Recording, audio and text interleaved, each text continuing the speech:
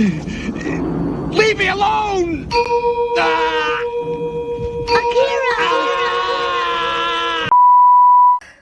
Itu adalah reaksi pertamaku ketika aku membaca chapter 129 sampai chapter 130. Otakku tuh kayak digonjang-ganjingkan gitu loh guys. Karena aku jadi overthinking dan berteori kalau misalnya sebenarnya yang menghancurkan timeline di TBHK itu adalah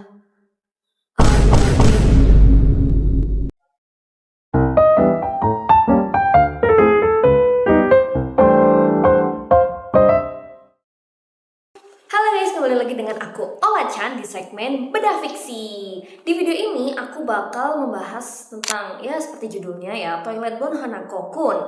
Setelah aku membaca chapter 129 sampai chapter 130.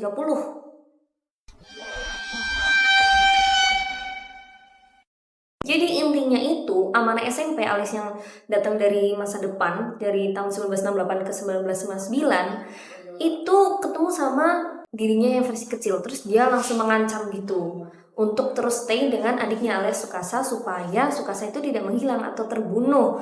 Nah terus habis itu Nene dan Amane itu berhasil untuk menyelamatkan Tsukasa yang hampir menumbalkan diri ke Red House alias menyemplung tuh ke sumurnya. Berhasil tuh mereka. Tapi begitu mereka istirahat sebentar, tiba-tiba nge-glitch dan mereka kelempar ke dimensi waktu yang berbeda. Nah, di situ adalah tahun 1968 alias tahun asalnya Amane SMP.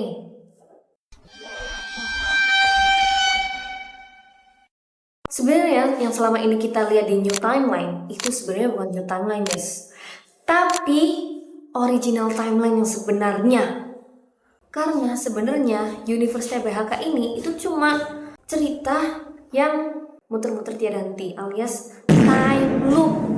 Kalian ingat gak waktu Sejigomari Sensei bilang kalau misalnya Amane adalah satu-satunya orang yang bisa mengubah takdirnya? Itu ternyata ketika dia membunuh dirinya setelah membunuh adiknya.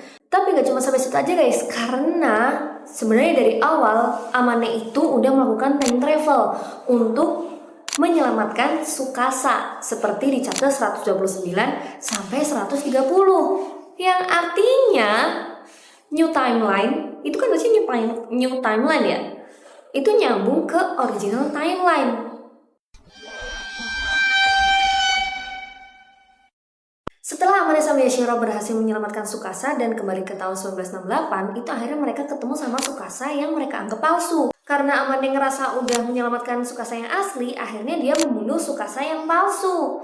Tapi Red House itu gak bakal diem aja dong. Sehingga si Red House itu tetap mengambil nyawanya Tsukasa sebagai pemenuhan dari permintaannya.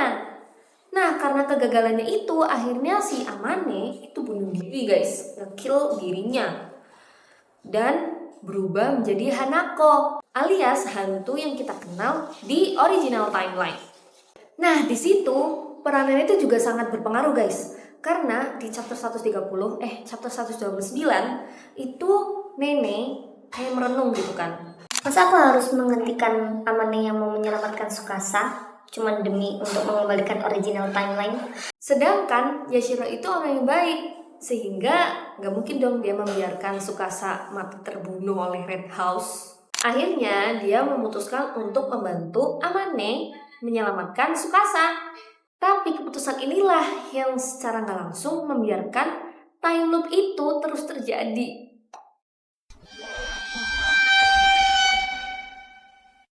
Rasanya tuh kayak mustahil gitu gak sih kalau misalnya time loopnya itu bisa berhenti gitu aja. Kecuali ada satu orang yang mau mengorbankan dirinya sebagai tumbal pengganti. Kira-kira siapa ya bakal mengorbankan dirinya? Ya benar sekali, itu adalah Nenek Yashiro guys. Karena ketika dia bimbang dihadapkan dua pilihan, menyelamatkan Tsukasa atau menyelamatkan teman-temannya, dia pasti ingin menyelamatkan semua orang guys. Dia gak bisa milih salah satunya. Sementara itu cara satu-satunya adalah dia harus mengorbankan dirinya sebagai tumbal pengganti untuk Red House. Ada satu teori yang ditulis oleh akun TikTok dengan username Kalopsia 2002. Itu dia berteori kalau misalnya Yashiro yang di chapter 127 yang di Red House itu adalah Yashiro yang menumbalkan dirinya. Nah, teori ini juga nyambung sama teorinya aku yang di video sebelumnya. Nah, menurut Kalopsia 2002 ini, Yashiro yang di Red House itu adalah Yashiro yang udah terjebak gitu loh di Red House karena dia udah menumbalkan diri ke Red House. Seperti itu. Nah, karena Red House itu bisa melakukan perjalanan waktu, jadi dia bisa ke masa lalu menggunakan Red House. Nah, di situ Yashiro nggak sendiri ya. Di situ ada Aoi. Nah, karena mereka berdua itu adalah Kanagi, seharusnya nyawa mereka itu udah cukup untuk ditumbalkan kepada Red House supaya semuanya itu kembali menjadi seperti semula. Ya nggak seperti semula sih, tapi lebih baik dari semula. Ada satu teori lagi yang ditulis oleh akun TikTok bernama MX385. Itu dia berteori kalau misalnya Amane pernah jadi clockkeeper semasa dia. Yang pertama, Amane itu melakukan time travel tanpa izin dari clockkeeper. Sedangkan untuk melakukan time travel dengan jam besar harus menggunakan kekuatan dari clockkeeper. Terus kenapa Amane bisa ya? Satu-satunya cara adalah dia memiliki aksesnya sendiri, alias dia adalah clockkeeper ketiga. Yang kedua, kita balik lagi ke chapter 111. Di situ kita diperlihatkan detail jam-jam kecil yang menyala ketika jam besar itu nyala.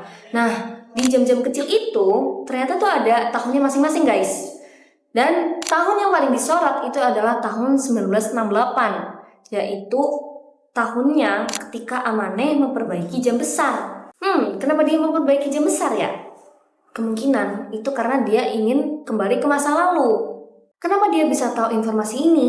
Kemungkinan lagi karena dia clockkeeper.